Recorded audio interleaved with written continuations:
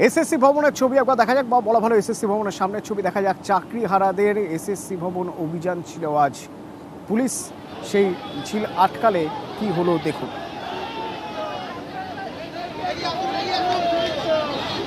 হাইকোর্টের নির্দেশে চাকরি বাতিল আর এসএসসি ভবন ঘেরাও কর্মসূচি ছিল।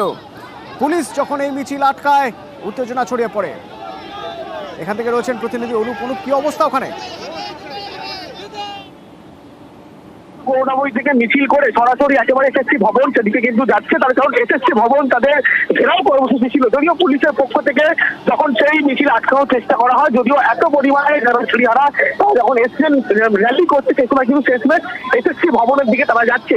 যদিও পুলিশের পক্ষ থেকে বলা হচ্ছে কোনোভাবে কিন্তু সেখানে র্যালি যাওয়ার কথা ছিল না, শুধুমাত্র ডেপুটেশন তারা জমা দেবে এমনটাই কর্মসূচি ছিল।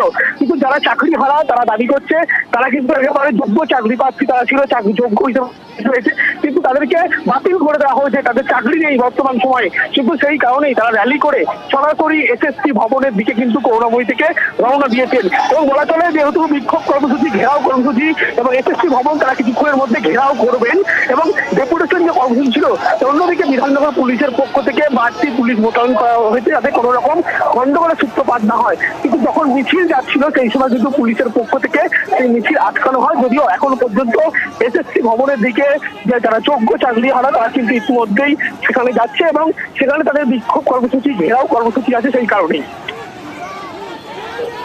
সেই ছবিতে আমরা দেখছি প্রতিনিধি অনুপ আমার সঙ্গে রয়েছেন। এবং ঘেরাও কর্মসূচি, এসএসসি ভবন ঘেরাও কর্মসূচি যোগ্য চাকরিহারাদের,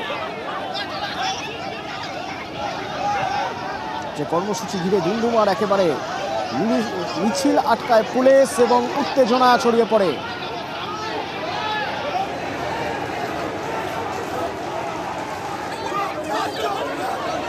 এসএসসি ভবনের সামনের ছবি কি লাইভ দেখাবো আপনাদের, আমাদের প্রতিনিধিরা থাকবেন সেখান থেকে সরাসরি। কি অবস্থা সেখানে জানবো হেডলাইন্সের পর।